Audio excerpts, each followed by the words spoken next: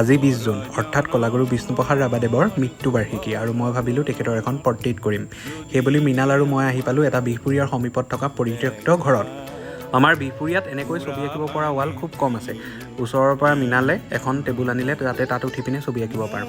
মৰমত কোনোবা ফালে গৈছিলে, ইয়াতে আমি আঁকি থকা দেখি এপাক সোমাই চাই গ'ল। তাৰপাছত মই লাহে লাহে ছবি অঁকা আৰম্ভ কৰিলোঁ। আমাৰ অসমীয়া জাতিটোলৈ কলাগুৰু বিষ্ণুপ্ৰসাদ ৰাভাদেৱৰ বহুত অৱদান আছে। সেই বিষয়ে সকলো প্ৰজন্মই জনা উচিত আৰু বিশেষকৈ আজিকালি উঠি অহা প্ৰজন্মই এই বিষয়ে অধ্যয়ন কৰা উচিত। তাত ছবি অঁকা দেখি ওচৰৰ সকলো মানুহবোৰ গোট খাই চাবলৈ আহিছে। আৰু কণ কণ ল'ৰা ছোৱালীকেইটাৰ ইমান যে প্ৰশ্ন, সিহঁতৰ কি উত্তৰ দিব।